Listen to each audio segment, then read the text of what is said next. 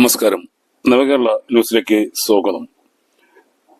ലഹരിക്കെതിരെ പോരാടുക എന്നത് ഓരോ മനുഷ്യരുടെയും ഉത്തരവാദിത്വമായി മാറിയിരിക്കുകയാണ്. നമ്മൾ പോലീസുമായും എക്സൈസുമായും മറ്റ് ഉന്നത ഉദ്യോഗസ്ഥരുമായും നമ്മൾ ജനങ്ങൾ കൈകോർക്കുക.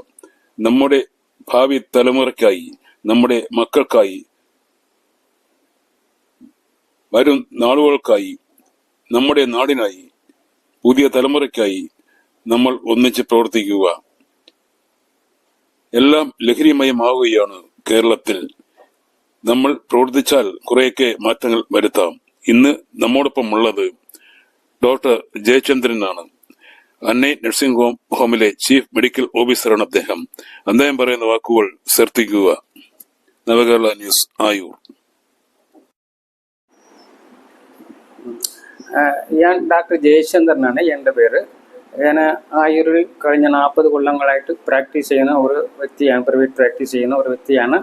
എൻ്റെ ആസ്പത്രി പേര് അന്നൈ നഴ്സിംഗ് ഹോമിനാണ്, പക്ഷേ അറിയപ്പെടുന്നത് ക്രിസ്ത്യൻ മെഡിക്കൽ സെൻ്ററാണ്. പിന്നെ ഇന്നത്തെ ഒരു ഹാർട്ട് ന്യൂസും പറഞ്ഞാൽ ഏത് പത്രത്തെടുത്ത് നോക്കിയാലും ലഹരി സാധനം കടത്തൽ അത് കോടികളായിട്ടാണ് കടത്തുന്നത്. സാധാരണ നേരത്തെയൊക്കെ 50,000, 1 കോടി അങ്ങനെയൊക്കെയാണ്. ഇപ്പം അങ്ങനെയല്ല. 20 കോടി, 50 കോടി, 100 കോടി ഇങ്ങനെയുള്ള കടത്തലാണ് നമ്മൾ കൂടുതലും പത്രത്തിൽ കാണുന്നത്. എന്നും ഇതാണ് കാണിക്കൊണ്ടിരിക്കുന്നത്. ഈ ലഹരി സാധനത്തിൻ്റെ ഉപയോഗിച്ച് കഴിഞ്ഞാൽ നമ്മളുടെ പലരും അവരുടെ ജീവിതം മാത്രമല്ല നഷ്ടപ്പെടുന്നത്, അവരുടെ കുടുംബം, അച്ഛൻ, അമ്മ, മക്കൾ, അവരുടെ എല്ലാ രീതിയിലും അവരെ നഷ്ടപ്പെടുത്തുക. അത് കഴിഞ്ഞാൽ അവരെ അയൽവക്കം, പിന്നെ അത് കഴിഞ്ഞാൽ പൊതുജനങ്ങളുടെ ജീവിതം നഷ്ടപ്പെടുത്തുക. ഇവർ ഉപയോഗിക്കുന്ന ഈ ലഹരി കൊണ്ട് പൊതുജനങ്ങളൊക്കെ എങ്ങനെയാണ് ഇത് വേറെന്ന് ചോദിച്ചാൽ, അവൻ ലഹരി ഉപയോഗിച്ചിട്ടായിരിക്കും വണ്ടി ഓടിക്കുന്നത്. പക്ഷെ എതിരെ പറഞ്ഞവൻ നല്ല ഒരാളായിരിക്കാം. അവനെ കയറ്റി ഇടിക്കും. അവൻ്റെ ജീവിതം പോയി, ഈ നന്നായി ഇരിക്കുന്ന അവൻ്റെ ജീവിതം പോകുന്നുണ്ട്. അങ്ങനെയുള്ള കാലത്ത് ഈ ലഹരി ജീവിതം നമുക്ക് മാറ്റിയെടുക്കാൻ എങ്ങനെ? പണ്ടൊക്കെ പറയുന്നത് ലഹരിയും പറഞ്ഞാൽ വലിയ മുതിർന്ന ആൾക്കാരാണ് ഉപയോഗിച്ചുകൊണ്ടിരുന്നത്. ഇപ്പം അങ്ങനെയല്ല. ഇപ്പോൾ നല്ല ശതമാനം, 50% കൂടുതലും ചെറുപ്പക്കാർ, അതിലെയും വിദ്യാർത്ഥികൾ, സ്കൂളിൽ പഠിക്കുന്ന വിദ്യാർത്ഥികൾ, ഇന്നും പറയാൻ തുടങ്ങിയാൽ പെൺപിള്ളാർ പോലും ഈ ലഹരിക്ക് അടിമകളായിട്ടുണ്ട് പലരും. അവിടുത്തെ റേവിംഗ് പാർട്ടി, ഇവിടുത്തെ വേറെ പാർട്ടി, അതാതാൻ പറഞ്ഞ് നോക്കിയാൽ അവിടെ പെൺപിള്ളാറായിരിക്കുന്നത്. ഈ പെൺപിള്ളാർ പോലും അടിമകളായിട്ടുണ്ട്.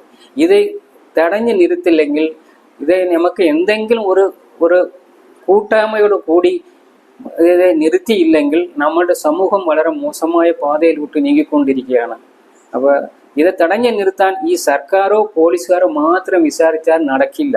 അതായത് ഈ സമൂഹത്തിൽ ഇരിക്കുന്ന നല്ലവരും പലരുമായിട്ട് കൂട്ടുചേർന്ന് ഇതിനെ തടഞ്ഞു നിർത്തിയാൽ മാത്രമേ നമുക്ക് ഇത് തടഞ്ഞു നിർത്താൻ പറ്റൂ. കാരണം വെച്ചാൽ നമുക്കറിയാം, ഈ കഞ്ചാവ് വിൽപ്പന ചെയ്യുന്നത് ആരാണ്, MDMA വിൽപ്പന ചെയ്യുന്നത് ആരാണ്?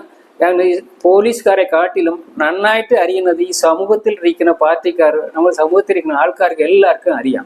അപ്പോൾ അവരെ കാണിച്ചു കൊടുക്കുക, ഈ എവിടെ ഇരുന്നാണ് ഈ സാധനം ഉണ്ടാകുന്നത്, ഈ ഉൽപ്പാദനം എവിടെ നിന്നാണ് പറയുന്നത്, அதை തടഞ്ഞു നിർത്തുക. അത് തടഞ്ഞു നിർത്തണമെങ്കിൽ വെറും പോലീസുകാർ മാത്രം പോരാ. അപ്പോൾ പോലീസുകാർക്ക് ഒരു ഇൻഫർമേഷൻ കിട്ടിയാലേ അവരത് പിടിക്കാൻ പറ്റും.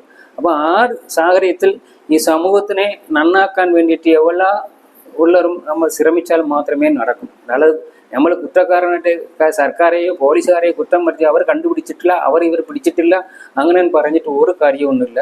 ഈ സമൂഹത്തിലിരിക്കുന്ന എല്ലാവരും ഒരു സത്യപ്രതിജ്ഞ എടുക്കണം. ഇനി നമുക്ക് ആരെങ്കിലും കഞ്ചാവ് വിൽപ്പന വർത്തനം ഉണ്ടെങ്കിൽ അവനെ നിങ്ങൾക്ക് നേരിട്ട് ഒന്നും ചെയ്യാൻ കഴിയില്ല, ശരിയാ. പക്ഷേ നിങ്ങൾ അതിനെ പോലീസിലെയോ നിങ്ങൾക്ക് അറിയാതെ നിങ്ങൾക്ക് അറിയിക്കാൻ തീർച്ചയായിട്ടും നിങ്ങളുടെ പേരോ ഒന്നും അറിയത്തില്ല, ആർക്ക് ഇൻഫർമേഷൻ. പക്ഷെ നമ്മൾ പറയുന്നത് കറക്റ്റായ ഒരു ഇൻഫർമേഷൻ ആയിരിക്കുന്നേ ഉള്ളൂ. ആരുടെയും വ്യക്തിപരമാക്കിയതിൻ്റെ പേരിൽ അവരെ ആർക്കും പറഞ്ഞു കൊടുക്കരുത്. അത് സമൂഹത്തിൽ നമുക്ക് തീർച്ചയായിട്ടും പോലീസിനോ അല്ല സർക്കാരിനെയോ അല്ല അത് ബന്ധപ്പെട്ട അധികാരികൾക്ക് നമ്മൾ അറിയിക്കാൻ ബാധ്യത ഈ സമൂഹത്തിൽ ഉണ്ട്. ഈ സമൂഹം അങ്ങനെ ചെയ്താൽ മാത്രമേ ഇത് നമുക്ക് എളുപ്പം തടഞ്ഞു നിർത്താൻ പറ്റൂ. ഇത് തടഞ്ഞു നിർത്തില്ലെങ്കിൽ നമ്മുടെ കൊച്ചുങ്ങൾ വരുന്ന ഭാവിയിൽ വളരെ മോശപ്പെട്ട ഒരു ബാധയിൽ പോകും.